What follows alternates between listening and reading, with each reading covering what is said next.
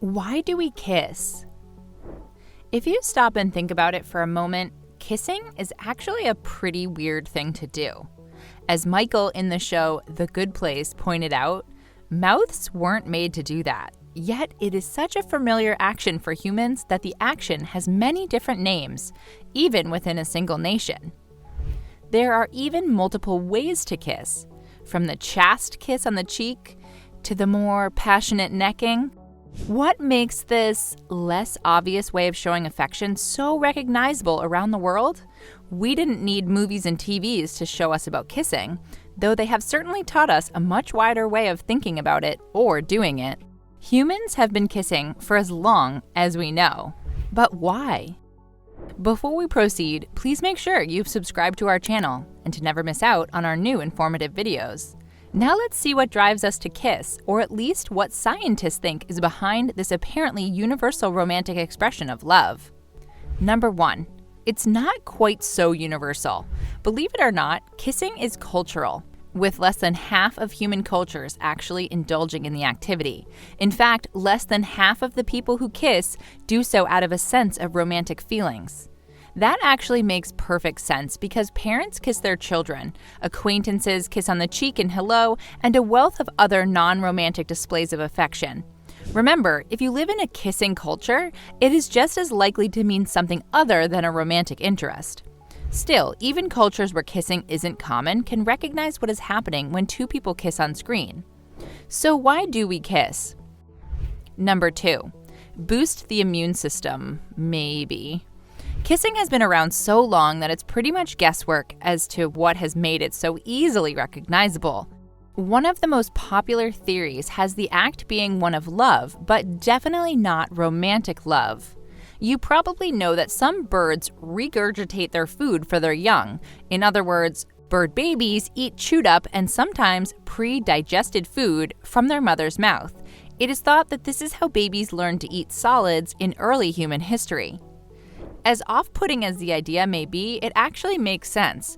After all, they couldn't just go to the store and buy baby food. When a baby is getting too old to breastfeed, it is thought that mothers make sure that they are able to keep eating food. That means chewing up the food, then passing it to their baby or toddler through lip-to-lip contact. By 1500 BCE, it was clear that kissing had become a more romantic activity, with Indian literature talking about it. It was the Romans who decided to start identifying different types of kissing. Number 3, knowing your options. When you kiss someone on the cheek, it is rarely seen as a romantic gesture. Well, unless you are 8 years old, and that is about as steamy as you're likely to get. The Romans called this osculum. Today, it is largely used either as a greeting or to show adoration for someone.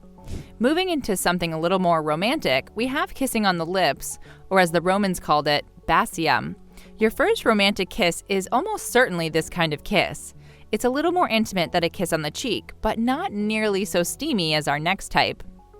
Savolium was the Roman term for deeper kisses. Today, most of us would probably call this French kissing. It's almost enough to make you want to fan your face when you think about this kind of kiss. Let us know about your first kiss by commenting below. Number 4, for women, it's driven by something more primal. Whatever the history behind kissing, scientists have found that it helps to turn them on. Initially, research showed that when women kissed, it was a way to better size up each potential mate. Perhaps this is why women today now overwhelmingly report that they aren't likely to have sex with someone without kissing first. If a partner isn't a good kisser, women are not likely to go any further with a physical relationship. Number 5, because it feels good. Duh! If you've ever kissed someone, you probably already know that kissing can feel really good. Even if women are more receptive to more physical contact when kissing is included, most men who kiss aren't going to say they don't enjoy it too. Your lips have some of the most sensitive skin on your body, and that's because they have a lot of nerve endings. Press them together with another pair of lips, and it just feels really nice. Another part of the positive experience is the chemical release that kissing causes in your body. The prelude to kissing is usually butterflies from anticipation. Then you actually kiss, and fireworks. That's as much the oxytocin, dopamine, and cortisol helping boost those positive sensations. Enjoyed this video? Hit the like button and subscribe to our channel for more informative videos like this one. Thanks for watching and see you next time.